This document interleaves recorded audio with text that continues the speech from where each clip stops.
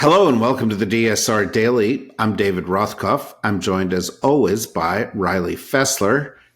I hesitate to ask, Riley, how are you doing this morning? Not great. Not gonna Not, sugarcoat not, it. Not feeling very cash money right not now. feeling great.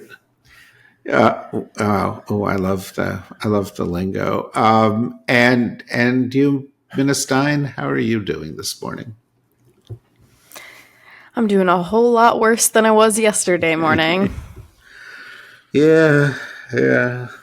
Talk to me about that. How did you break the bad news? Where to even begin? How did you spend election night? It was a long night. I was up pretty much all night just waiting. And I don't know. It just felt like 2016, like all over again, where you go in, you're hopeful, and you're like, we got this. We're unified, like Democrat unity. Like we're a team. We're going to take Trump down. And then you just get absolutely clapped in a way that this time at least we kind of saw it coming. Like the writing was on the wall a little bit, but we all had hope.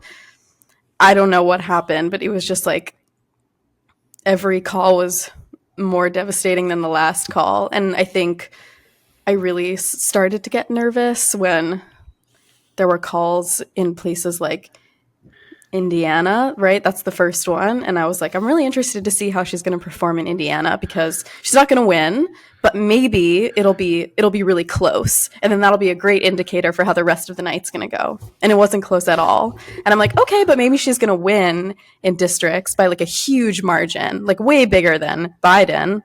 No, she was not winning by as much as she needed to be winning. And I was just getting increasingly nervous, as I know everybody was getting increasingly nervous, and it just doesn't really feel real yet. Like I have such shock over the whole thing, but especially that she lost the popular vote. The whole thing is just shocking. And what about you, Riley? Yeah, I watched it with friends, and we kind of went in being like, well, this is going to suck. And then by about 10, I think we kind of realized, like, the thing for us was showing the reporting of different districts voting last year, 2020 versus 2024, where she was down 2 to 5 points almost across the board from where Biden was. And that's when we kind of realized this is going to be a disaster because, if you're losing that much from a guy who won by a razor thin margin, it's pretty clear. But like Minna said, losing the popular vote, to me, I didn't see anybody predict that. We knew that the Electoral College could go either way, but she's down 5 million votes in the popular vote. It's 71 and some odd million votes for Trump, 66 and some for Kamala. That's not even particularly close. We don't have all the votes yet, but it's hard to imagine that she rebounds that heavily from what's outstanding. But yeah, it's shocking. Yeah, it feels. I had several reactions. One of which was sadness, because I think it's a terrible outcome for the country.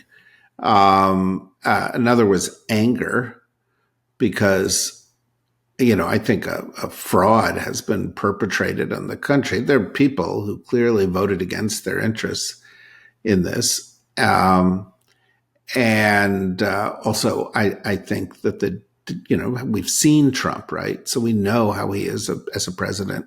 He's going to do damage to the country. And so that makes me both angry and sad. But, right up there with the two of those was cognitive dissonance. It just seems to me like America on election day was a different country from what I thought America was the day before. It's not that there weren't a number of people who said this could be close. This wasn't that close. It's that all of the things that we knew for facts, she was doing well, she was campaigning well, she was getting the big crowds, she had a better ground game. She had more money. She had better results in terms of registrations. She had better results in terms of early voting. There was a big gender gap. Women were trending for her in ways that we had not seen before. There was going to be a lot of Republican crossover. There was going to be a lot of young vote. Even during the day of Election Day, showing lines of college students stretching around the block, people who had never voted before. You looked at it and you said, well, she's going to do better with some of these groups. She's going to show some gains in performance. She may have a different coalition from Biden, but she's not going to finish 16 million votes less than Biden got. She's not going to lose the popular vote. Nobody, as you say, Riley, predicted that she was going to lose the popular vote. And, Trump at the same time was melting down, lackluster, borderline dementia, hateful, gaffe after gaffe after gaffe, hate rally. All this stuff was going on that would have made you say, even Trump doesn't think he's going to win. In fact, I said that. I didn't think Trump thought he was going to win. And yet, 24 hours later, you're sitting there going, oh, where's the overperformance? Where are the students? Where are the Republicans crossing over? Where's the gender gap showing up? None of it showed up. I mean, there was a gender gap. She did better with women and he did better with men. But it was consistent across the board. And also people down ballot were winning and somehow so was he. Rashida Tlaib won, Ilhan Omar won, all of these people did fine. And yet, there was someplace, something, Alyssa Slotkin won in Michigan. Michigan looked like a deadlock, in terms of, if you looked at the governor, looked at the leading politicians in the state the day before, the day of, and said, what are you getting from these people? It was like, oh no, Michigan will get. Pennsylvania may be a little close, but Michigan will get. In North Carolina, they instantly rejected the Republican nominee for governor, but didn't show any signs of life for her. And so to me, it's that if you told me today, and I'm not peddling conspiracy theories, I'm just trying to explain how I feel. But if you said to me, oh no, there was a hack, we found evidence, they changed the numbers, I would go, well, that makes more sense to me than the people of the United States saying, oh yeah, Trump was impeached twice, voted by historians the worst president of all time, committed many crimes, launched a coup against the United States of America, promoted the big lie for 4 years, had 900 people convicted of supporting his coup, was convicted of being liable by a jury of rape, was convicted on 34 criminal counts of fraud, and said that he would be, following the agenda of Vladimir Putin, abandoning Ukraine, abandoning our allies, being a dictator from day one, embracing Project 2025, talking about setting up concentration camps and rounding up millions and millions of Americans, talking about using the military against his political enemies, talked about an autocracy of a kind we've never seen in America, and he would do better that would make him do better on the ballot than he did before. That, when he didn't win the popular vote in 2020 or 2016, when he lost the last time around for his mismanagement of the presidency. And we have all this data, and more Americans turned out to support him. He didn't even have a ground game. He didn't even have anybody who knew anything about politics running his campaign. And he did better.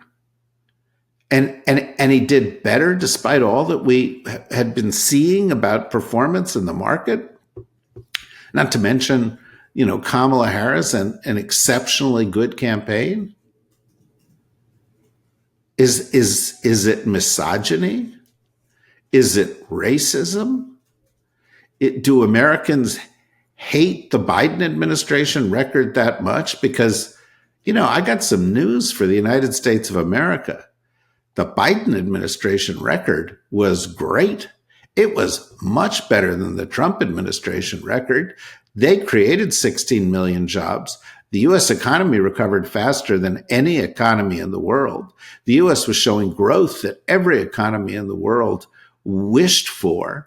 Biden achieved great things, the first major investment in our infrastructure since the Eisenhower era, the investment in the Chips and Science Act that was a massive competitive boost to the United States of America, the Inflation Reduction Act, reducing the price of drugs for people. Inflation was effectively gone by the time this election took place. And that's what they hate. That's what they're rejecting instead of, and they're embracing dictator from day one, concentration camps, racism, misogyny. Is that who America is? And there are too many glib takes this morning after. We're like, well, that's who America is. I don't think that's who America is. I travel all across the United States of America. Sure, there have always been 30% or 40% of Americans who supported the extreme view of Donald Trump. But a majority, 5 million more votes than Kamala Harris, 5 million more votes than a candidate who was more qualified, more intelligent, had better programs, actually had programs. He didn't even have a damn agenda. Somebody who was electrifying crowds. It wasn't just that she was some Democrat, with some, long white paper. She was standing in front of crowds. They were electric. They were cheering. And he outperformed that. It doesn't compute. Maybe I'm completely out of whack. I mean, Riley, do you have the same kind of cognitive dissonance? Yeah, I mean, I guess my takeaway was just like, do people really not care about the candidate? Like, we knew from all the polls that the two biggest issues for people were the border and the economy. And for whatever reason, despite the absence of any evidence for it, there's just the perception that Donald Trump and by extension Republicans are better on both issues. And, we know that doesn't bear out by any reality, policy or otherwise. But I mean, I guess to the majority of Americans, that is worth throwing everything else away for. It's worth throwing away democracy. It's worth throwing away women's right to choose. It's worth throwing all those things away to pay less for groceries because Trump says he'll make your grocery prices go down, even though his plans would do the opposite. And I mean, that's disappointing. Yeah. I mean, it's disappointing. It's hard to fathom that the average voter cares so little about the country to vote. Well, I think those people think that those things won't affect them. Like all those young white men who came out and voted for Trump. I think they think, oh, well, those things are bad, but they won't affect me. I know women should have health care. But if they don't, like, I'm not going to be worse off for it. But I want cheap groceries. And I don't want immigrants coming into this country illegally. So who cares about those things? It doesn't affect me. But as Kamala Harris explained, and she explained clearly, this is not her fault for not explaining this. Donald Trump's vaunted across-the-board tariff would increase what every American pays by $4,000. Yeah. It would be inflation. It would. Every economist of credibility said, "Oh no, he'll destroy the economy. She will help the economy." I don't think voters are that locked in, though. Like, I don't think that they're like, okay, well, let's hear what the economists have to say. They see like one clip of Trump on Joe Rogan or on TikTok or wherever, and they're like, oh, he's going to make things cheaper. Cool. And things are more expensive now, and Harris is the vice president. And he said he's going to fix it.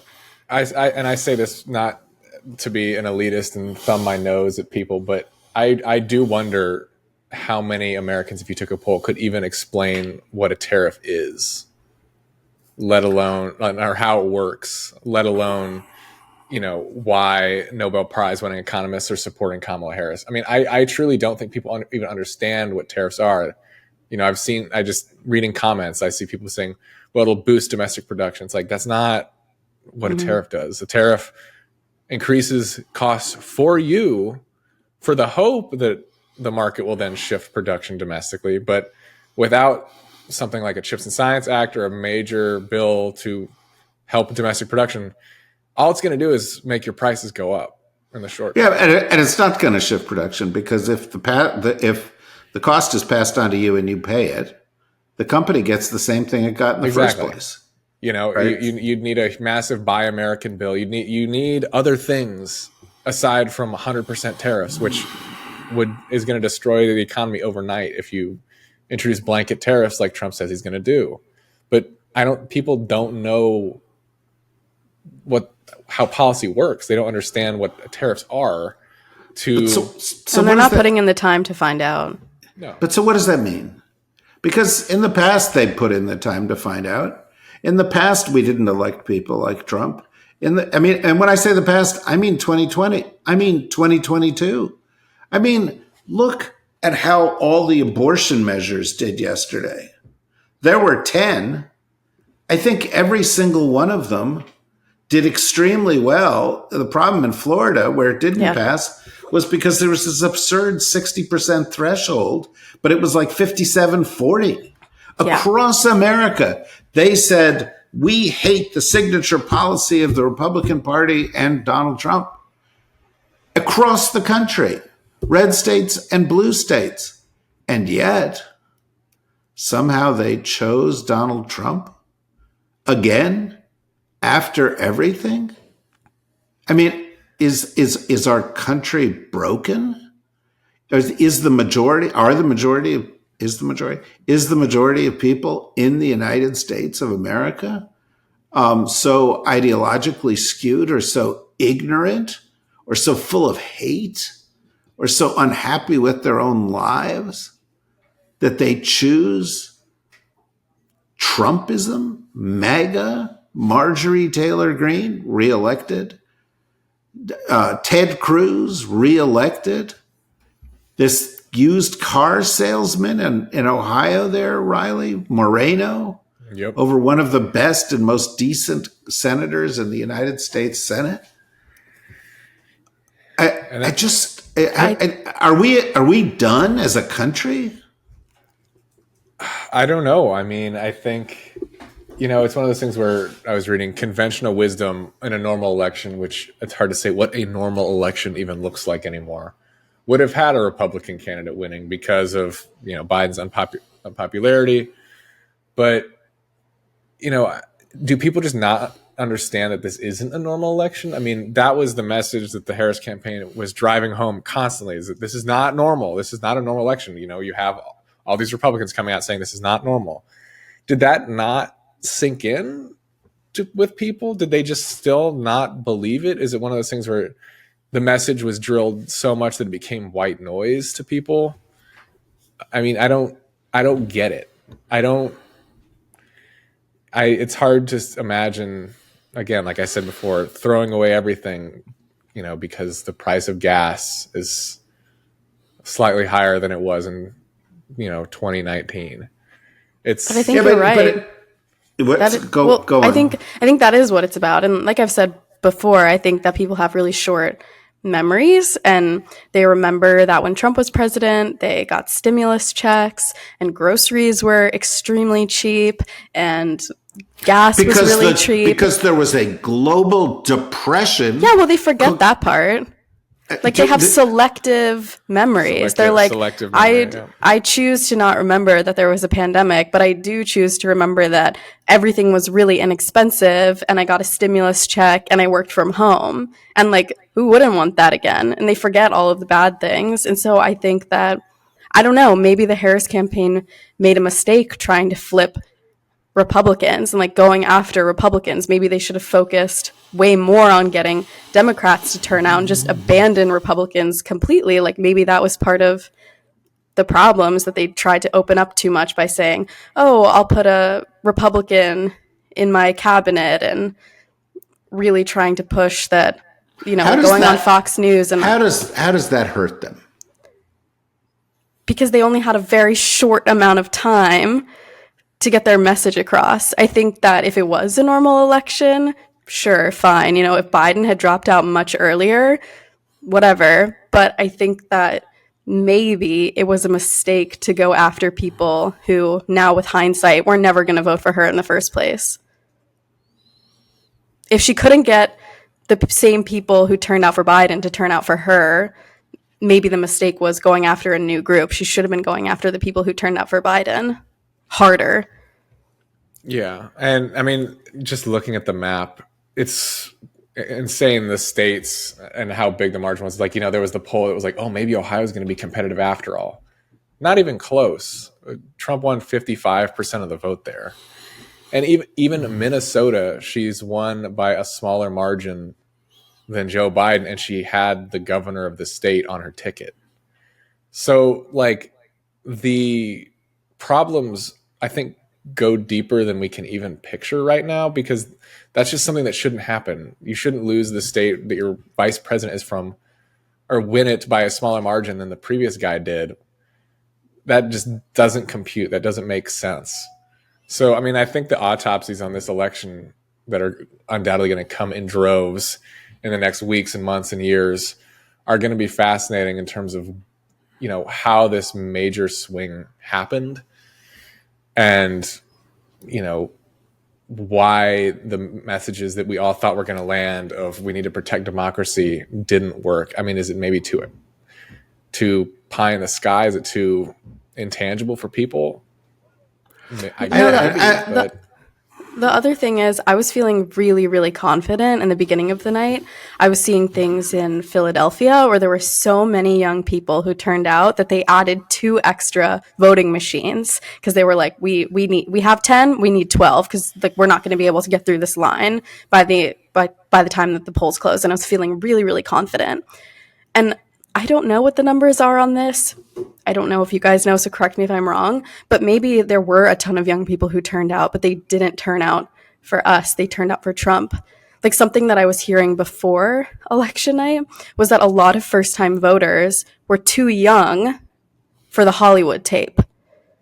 Like they're too young to remember 2016 and like all of the things that we went through then, and all of these establishing exposition for who Trump is as a person. And now they're 18 and they're voting for the first time, and they turned out, but maybe they didn't have the context that, that we have. Well, all I can say is buckle up, because Trump won back the Senate. We don't know how the House is going to turn out, but it looks right now like it's trending towards Republicans. The Republicans can control the House and the Senate. Unlike when Trump took office the first time, he put 3 new justices on the Supreme Court. The Supreme Court is absolutely dominated by right-wing justices. Furthermore, unlike the last time, Trump has had 4 years as president.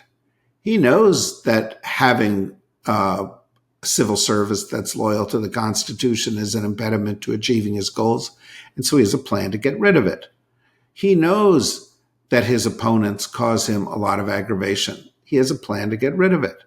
And he's been granted blanket immunity by the Supreme Court so that any crime he commits while being president of the United States, he cannot be prosecuted for.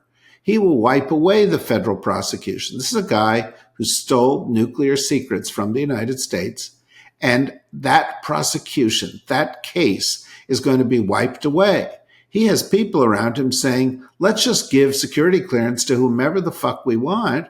We don't need to do a background check on those people because, frankly, if we do, it's going to be a problem.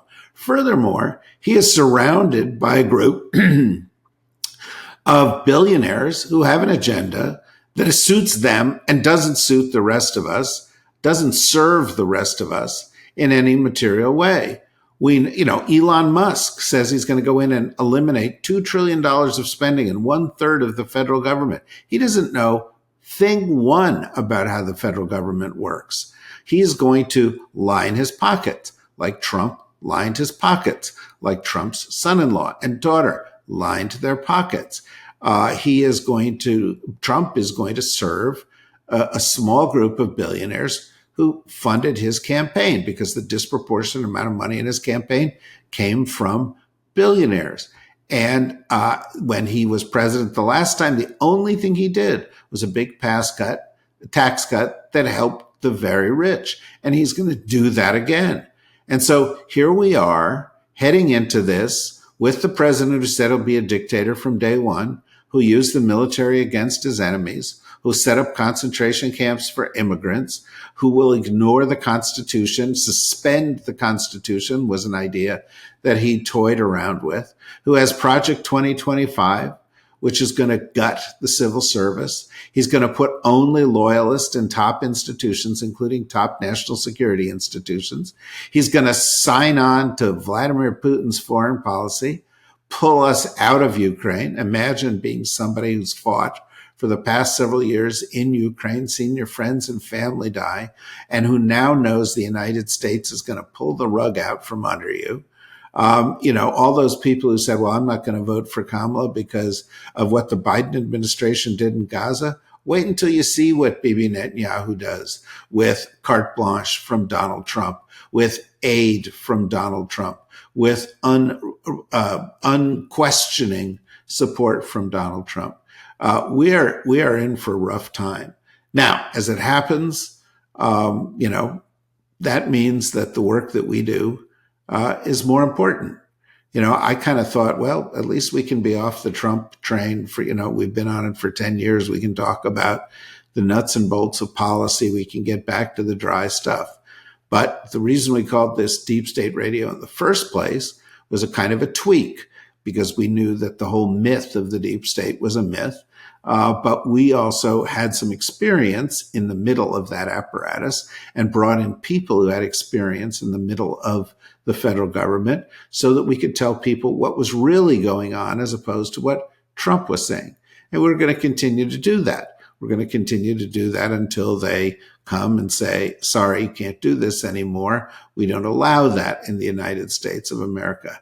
But right now, in a democracy, the first thing you have an obligation to do is to accept the will of the people.